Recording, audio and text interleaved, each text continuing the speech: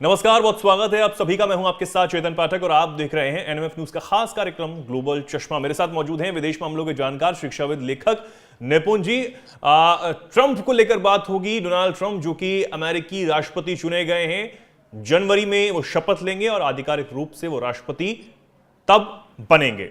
लेकिन उससे पहले उन्होंने एक ऐलान कर दिया है, बयान दे दिया है और यह कह दिया है कि चीन और मेक्सिको से आने वाले जो उत्पाद हैं, क्योंकि एक सबसे बड़ा मुद्दा उनकी तरफ से कहा गया था कि जो प्रवासी हैं या जबरदस्ती उनके सीमा क्षेत्र में घुस रहे हैं उनको रोकने का काम वो करेंगे। और अब यह फैसला उन्होंने लिया है कि वो राष्ट्रपति शपथ लेते ही 25% जो शुल्क है उत्पाद पर वो मेक्सिको के लगाएंगे और 10% शुल्क चीन के जो वस्तुएं उन पर लगाएंगे। और यह सबसे बड़ा मुद्दा यहां पर अब बनता हुआ नजर आ रहा है। अब निपुण जी से हम जानेंगे कि निपुण जी बताएंगे कि आखिर ये किस तरीके से चीन के लिए घातक हो सकता है, क्योंकि हम जानते हैं कि चीन के कितने बड़े विरोधी ट्रंप हैं और एक दिमाग में वो प्लान तो लेकर चल ही रहे होंगे। निपुण जी। हाँ, देखिए, चीन, कनाडा, मेक्सिको तीनों देशों के बारे में उन्होंने बोला। हाँ। कि कनाडा और मेक्सिको पे हम 25% और चीन पर 10% हम अतिरिक्त शुल्क लगाएंगे। देखिए, अगर आप अमेरिका को देखें, अभी चीन पे पहले, लेकिन पहले मैं आपको मेक्सिको कनाडा की बात बता दूं, फिर मैं चीन पे आऊँगा। अमेरिका में इन दो देशों से एक बहुत बड़ी समस्या, एक तो आप देखें कि ड्रग्स की समस्या मेक्सिको से वो बहुत बड़ी मात्रा में अमेरिका के अंदर घुसपैठ करती है या होती है। वर्ल्ड में 3 प्लेस ऐसे हैं जहां से ड्रग्स की तस्करी सबसे ज़्यादा होती है, जिसमें एक आपका अमेरिका के साउथ में मेक्सिको में है, 2 हमारे बॉर्डर पे हैं, एक आप देखते हैं लाओस, कंबोडिया, म्यांमार, ये वाला बॉर्डर, और तीसरा आपका पाकिस्तान, अफगानिस्तान, ये पूरा बॉर्डर आपको देखने को मिलता है। यहाँ से भी काफ़ी ज़्यादा ड्रग्स का उत्पादन और तस्करी होती है। तो एक तो ड्रग्स को लेकर अमेरिका का कहना ये हमेशा रहा है, और मैक्सिको और कनाडा से माइग्रेशन भी, इनलीगल माइग्रेशन।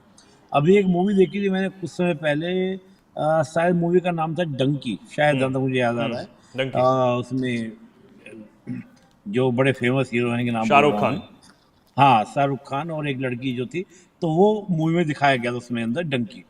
तो वो डंकी यानी कि इनलीगल माइग्रेशन जो है बड़ी मात्रा में आपको वहाँ से देखने को मिलता है, वो बड़ी मात्रा में वहाँ से आपका इनलीगल माइग्रेशन। तीसरा एक बड़ा इशू वहाँ पर क्या रहता है, जो हम देखते हैं, जो अभी डोनाल्ड ट्रंप ने बहुत बढ़ चढ़कर उसको उठाना शुरू किया है, वो है क्राइम का। उन्होंने कहा भी है कि कनाडा में क्राइम बहुत ज़्यादा बढ़ रहा है, और ये एक पॉसिबिलिटीज बहुत बड़ी रहती है कि मैक्सिको से और कनाडा से वहाँ पर क्रिमिनल भी काफ़ी मात्रा में क्या करते हैं, माइग्रेशन करते हैं, जिससे क्या होता है कि अमेरिका में क्राइम का जो ग्राफ है वो बहुत तेज़ी से क्या है, बढ़ता जा रहा है। तो अमेरिका के डोनाल्ड ट्रंप का कहना ये है कि मैं इन सब की लूँगा, एक सख्त कार्रवाई और सख्त एक्शन लूँगा, कि ताकि क्राइम जो है रुक सके, इस क्राइम को हम कंट्रोल कर सकें और इनलीगल माइग्रेशन को कंट्रोल कर सकें। उन्होंने जब उनका पहला हम टेन्योर देखे 2017 से 2020 तक, तब भी उन्होंने बहुत सारे इस तरह के प्रयास किए थे, यहाँ तक कि मैक्सिको के साथ तो दीवार तक बनाने की बात उन्होंने की थी।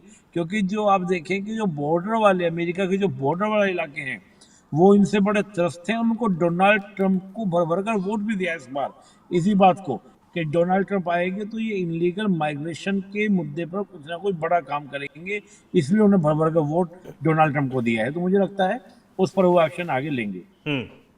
अब हम बात करें चीन की।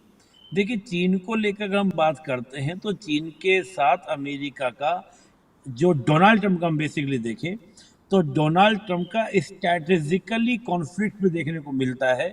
जब हम 2017 से 20 के बीच में देखते हैं तो डोनाल्ड ट्रंप का सीधा कहना यह था कि हमारा फर्स्ट एनिमी जो है वो चाइना है, ना कि रशिया। और यही बात आप देखेंगे, जैसे ही आपका बाइडन साहब आते हैं, बाइडन साहब चाइना से ध्यान हटाकर रशिया की ओर लेकर आ जाते हैं, जबकि डोनाल्ड ट्रंप के संबंध पुतिन साहब के साथ बड़े अच्छे थे।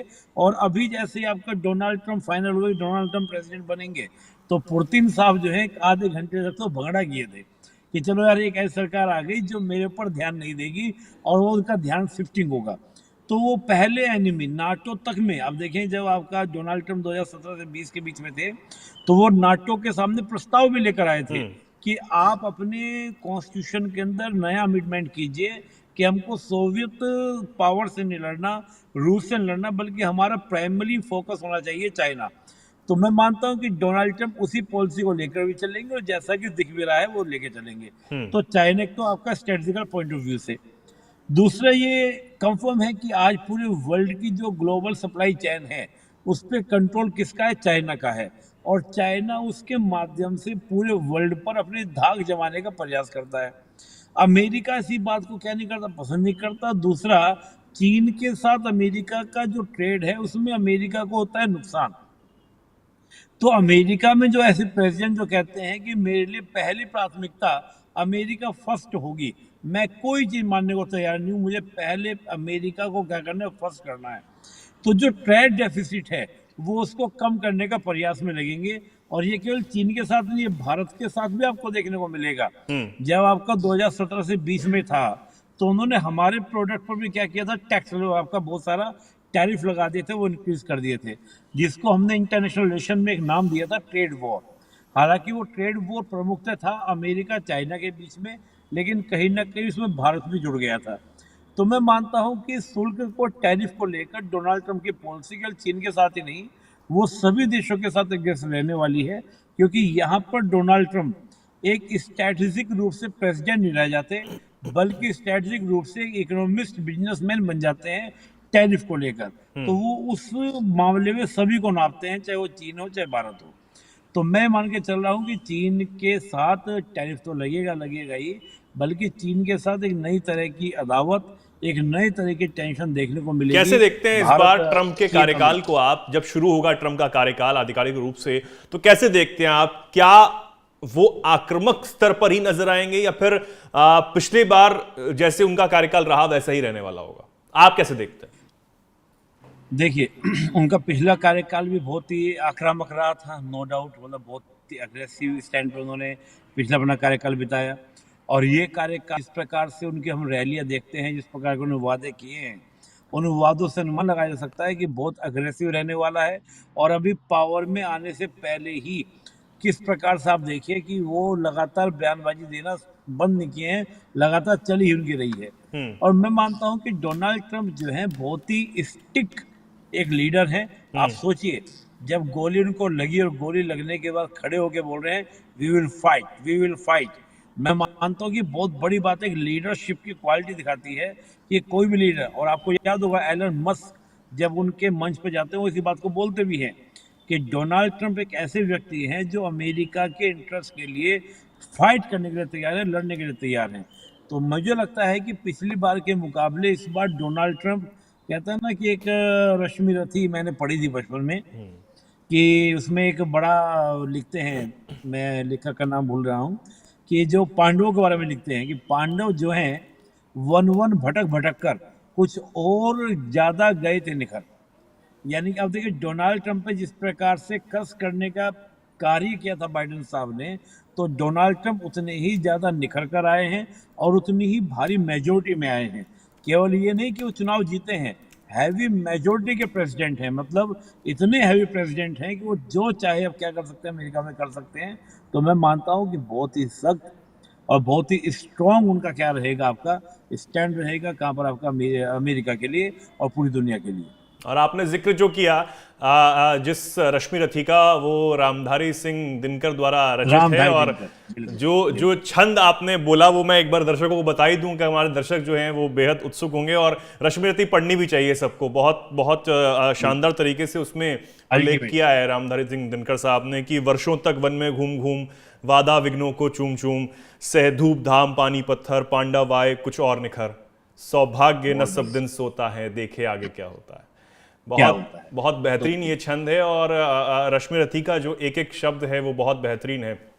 खैर, ट्रंप का ये जो पूरा, एक बात, हाँ जी, जो आपने रश्मि रथी बात कही, मैं कहूंगा कि वाकई में हर युवा को, कम से कम हर युवा को रश्मि रथी जरूर पढ़नी चाहिए। कर्ण का जो चरित्र उसमें लिखा है, मैं तो बहुत बचपन में पढ़ी थी। और एक और मैं सजेशन दूंगा, बस मुझे ऐसी याद आ गया, दुष्यंत कुमार को पढ़े सब। हाँ, एक युवा को दुष्यंत कुमार, रश्मि रथी जरूर पढ़नी चाहिए।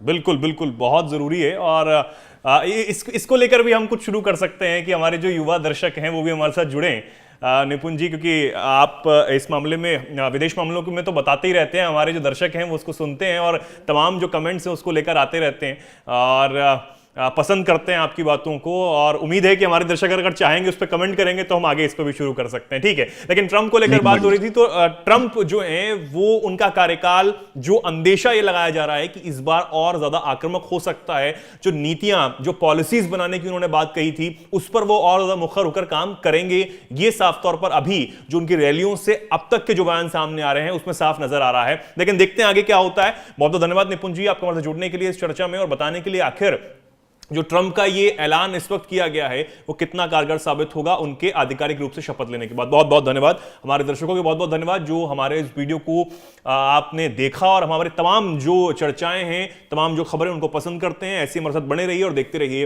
NMF news. नमस्कार।